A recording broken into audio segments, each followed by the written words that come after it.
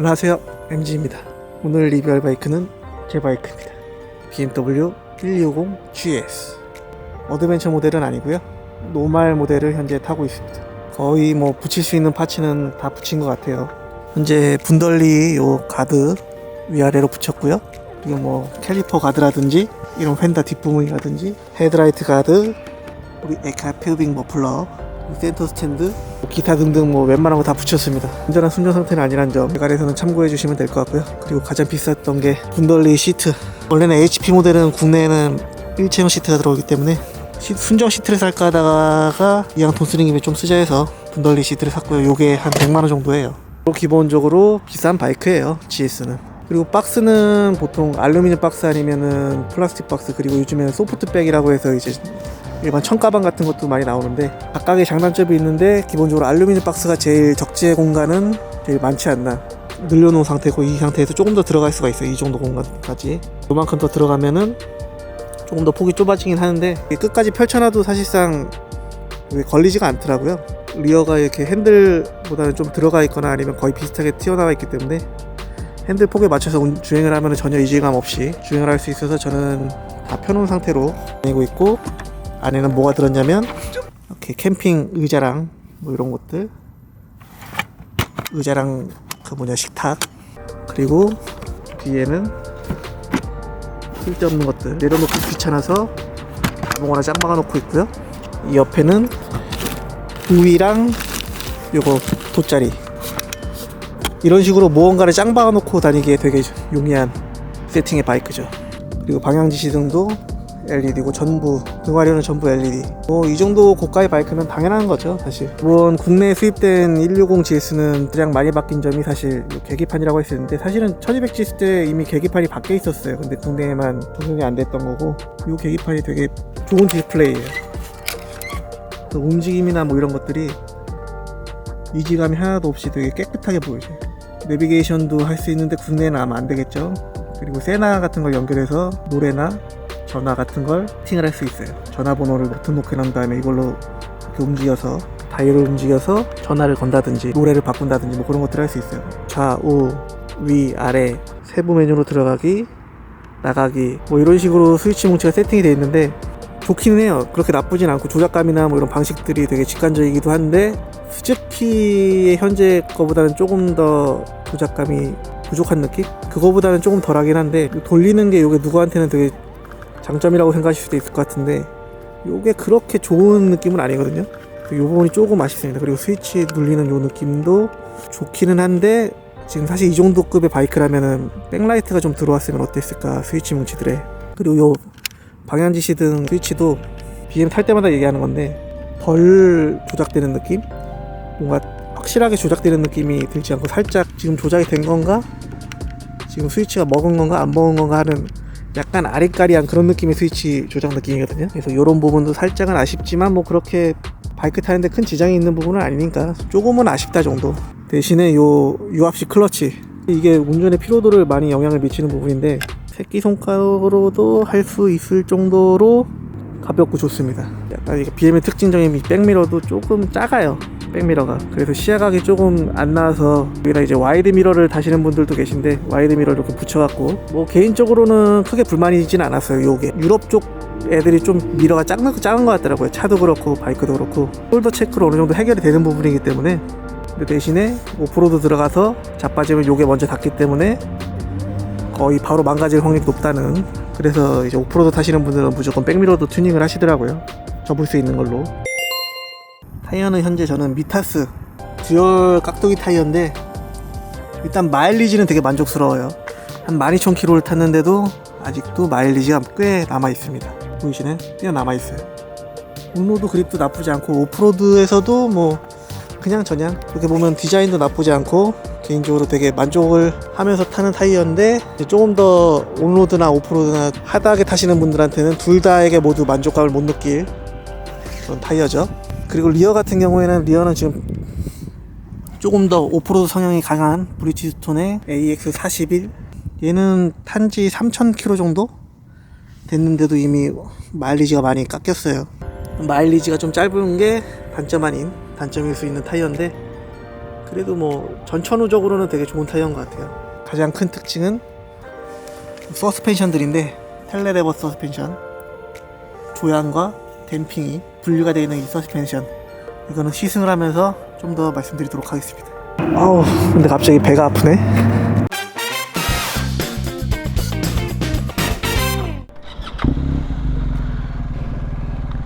이제 출발. 일단 파워는 무조건 풀파워. 사실은 저는 GS 탈 때 다이나믹 프로를 전혀 쓰질 않긴 하는데, 그래도 적어도 리뷰할 때만큼은 풀파워로 한번 보여드려야겠죠. 타이어는 현재 반 깍두기, 이제 듀얼 타이어를 끼고 있어서 사실상 공도에서는 그렇게 땡기지 않는, 천천히 슬렁슬렁 여유를 즐기며 산수를 즐기며 타는 스타일인데, 그러다 보니까 다이나믹 프로 모드는 일절 쓸 일이 없더라고요. 로드로 해도 뭐 출력이 그렇게 부족하거나 뭐 이렇게 스로틀 리스폰스가 너무 딸리거나 그러지 않았기 때문에. 그리고 서스펜션 세팅도 로드 모드에서도 유의자작 타기 되게 좋거든요. 적당히 소프트하면서 단단할 때 좀 단단한 그런 느낌들이. 사실은 가장 큰 건 타이어가 아까워서예요. 지금 저는 멋을 보여지는 것을 많이 추구하기 때문에 오프로드를 안 가도 멋이란 걸 포기할 수 없기 때문에, 그러다 보니까 온로드에서는 마일리지가 아주 쥐약입니다. 미타스 207 같은 경우에는 마일리지가 좀 좋은 편인데, 다음부터는 그냥 미타스 껴야 할까봐요. 4단에서도 뭐 토크도 충분하고요. 아무래도 오버히터 2기통이다 보니까 공도에서 출력이 절대적으로 부족하진 않아요. 물론 이제 초고속 영역 200km 가까운 영역에서는 부족할 수 있지만, 그냥 이런 상황에서 시내길에서 이렇게 타는 데는 전혀 부족함이 없습니다. 그리고 이 GS R160 GS의 큰 매력은 이제 아무래도 엔진 필링, 이 박스 엔진 필링인데, 순정 배기음도 나쁘지가 않아요. 그래서 굳이 머플러 튜닝을 안 하셔도 나쁘지 않은 사운드를 느끼실 수 있지만, 저는 보여지는 게 중요하기 때문에 순정보다는 좀 멋스러운 아그레포빅 머플러를 장착해 놓은 상태고요. 확실히 다이나믹 모드에서는 서스가 많이 딱딱해. 로드로 바꾸면 금세 물렁해지죠. 그리고 또 요 R엔진 중에 최고봉에 속하는 이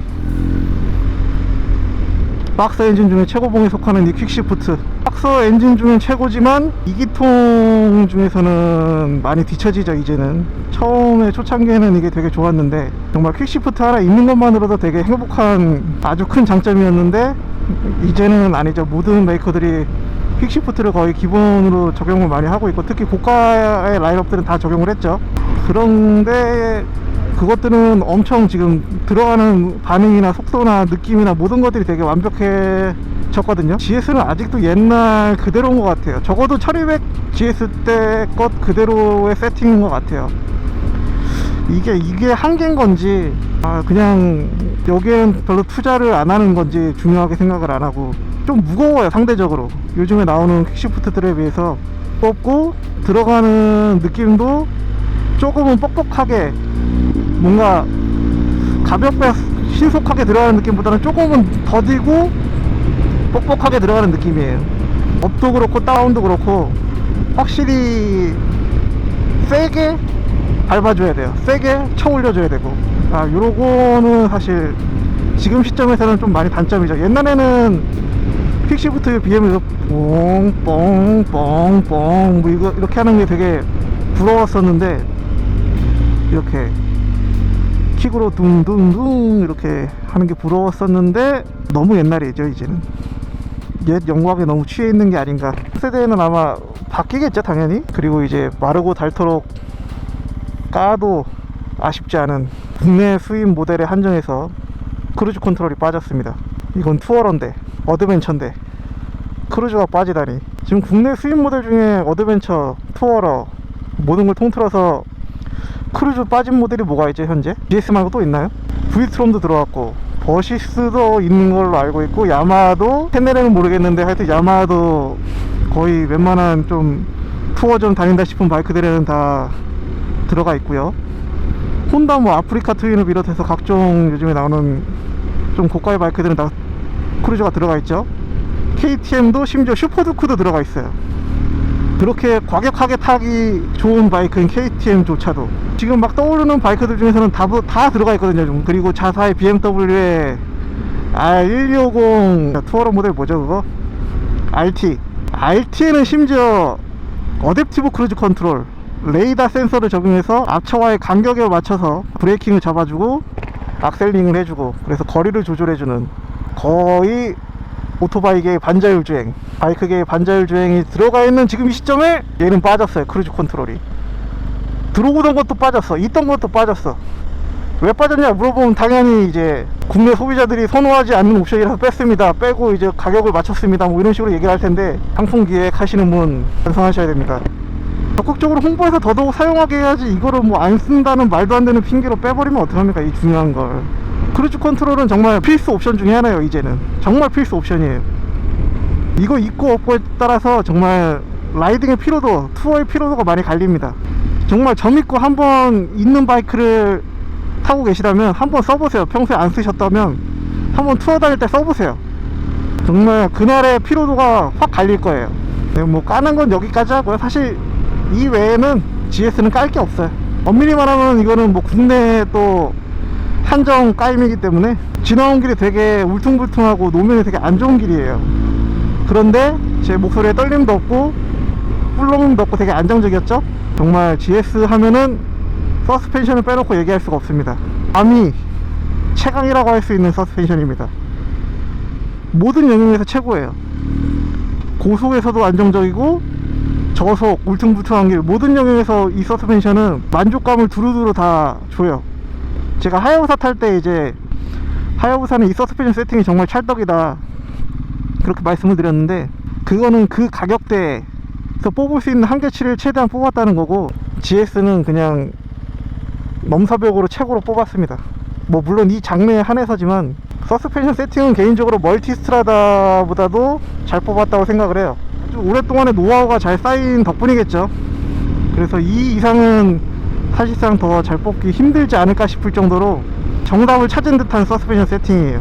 어떻게 타도 바이크가 받아주기 때문에, 그래서 더더욱 이제 약간 GS 타시는 분들이 좀 과격하게 모시는 분들도 많은 것 같아요. 이게 또 장점이자 단점일 수도 있는데, 서스펜션이 약간 노면을 못 느끼게 해주는 듯한, 그 정도로 약간 노면을 씹어먹고 가는 듯한 그런 느낌이 있거든요. 그러다 보니까 이제 속도의 체감이나 두려움, 노면에서 이제 떨림에서 오는 그런 노면 울퉁불퉁한 그런 안 좋은 길에서 오는 두려움이 사라져 버리니까 그냥 냅다 그냥 풀스로틀하고 막 이렇게 위험하게 타시는 GS 오는 분들이 많으세요. 근데 이제 GS라고 사실 모든 상황을 완벽하게 막아주는 건 아니기 때문에 한순간이거든요. 진짜 날아가는 건 한순간이니까, 아무리 바이크 세팅이 좋고 서스펜션이 좋고 바이크가 좋은 바이크더라도 한번 그립을 잃으면 그 다음부터는 사실 답이 없습니다. 한번 제대로 그립을 잃으면 사실상 그 다음에는 운에 맡겨야 하는 경우가 많기 때문에 바이크 믿지 말고 조심히 타셔야 됩니다. 또 프론트 서스펜션 같은 경우에는 이제 텔레레버라고 해서 우리가 흔히 쓰는 텔레스코픽 방식이 아니라 조향과 댐핑이 분리가 돼 있어요.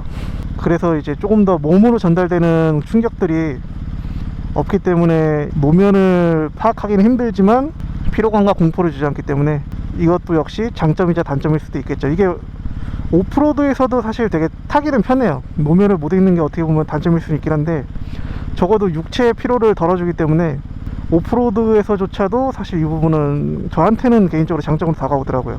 근데 이제 초고수분들은 이제 노면을 못 읽기 때문에 오히려 KTM이나 이런 쪽을 더 선호하시는 것 같긴 한데, 요거는 어떻게 보면 취향의 영역이죠.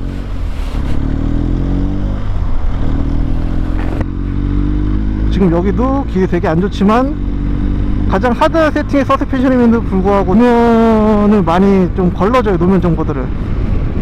그러니까 기본적으로 승차감을 포기하지 않은 세팅이에요. 얘도 하야부사와 마찬가지로 기본적으로 투어러 계열의 베이스가 깔려있다. 지금 이런 길 같은 경우에도 사실 크루즈 한 60, 70 맞춰놓고 딱 달리면 얼마나 좋아요. 이렇게 스로틀 비트면서 이렇게 팔목아지에 데미지 안 줘도 되고, 이게 제가 따로 호켄하임에 물어봤을 때 견적이 한 70만원, 75만원 정도 나온다고 했거든요. 그러니까 지금도 고민이에요. 사실 요즘에 바이크를 많이 안 타기 때문에 제가 견적 문의만 하고 주문을 안 했는데 계속 고민은 됩니다. 이거를 할지 말지. 마일리지가 기신 분들은 거의 필수로 하셔야 되지 않을까 싶을 정도로 크루즈 컨트롤은 정말 중요한 옵션입니다.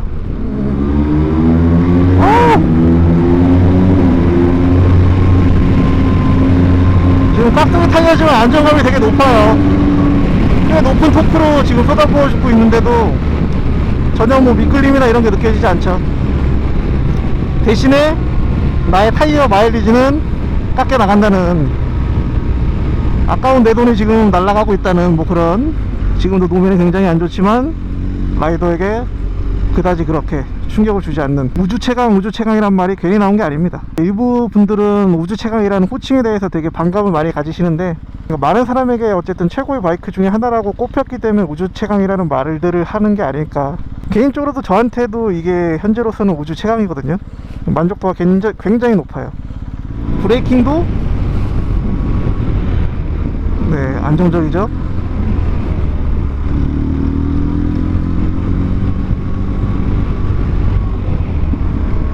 노즈 다운도 거의 없어요. 이게 처음에는 요 서스펜션 때문에 이질감이 약간 드실 수도 있어요.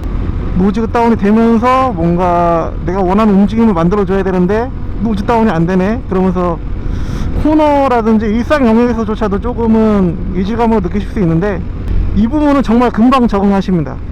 1시간도 안 돼서 아마 적응하실 거예요. 그리고 오히려 이 부분이 되게 장점으로 다가오고, 다른 바이크를 탔을 때 아, 좀 불편하다라고 느끼실 수 있을 정도로 이 부분은 확실한 장점. 서스펜션은 그냥 완성, 넘사벽, 이거 이상 좋을 수 없어, 끝. 우주 최강, 뭐 이 정도로 정리될 수 있을 것 같아요.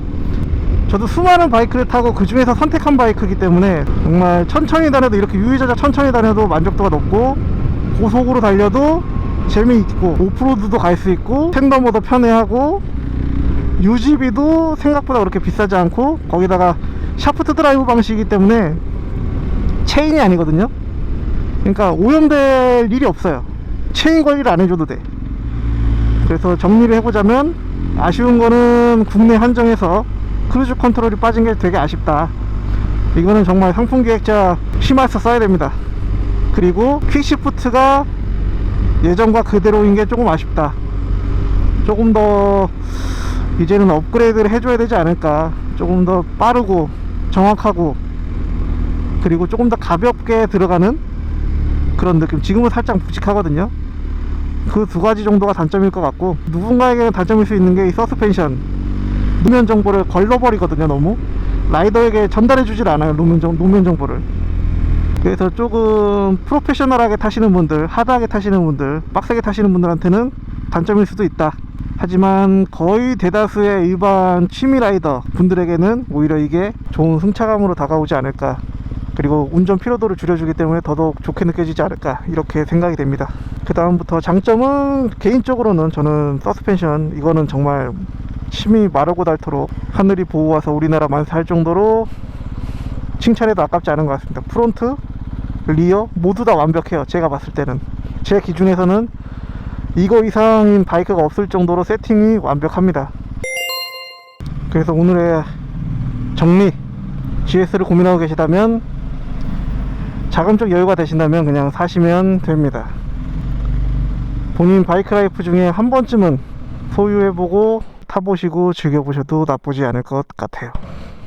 그럼 또 이제 GS 어드벤처랑 이제 고민하시는 분들이 생기실 텐데, 그거는 어드벤처 리뷰 때 다시 말씀드리겠습니다.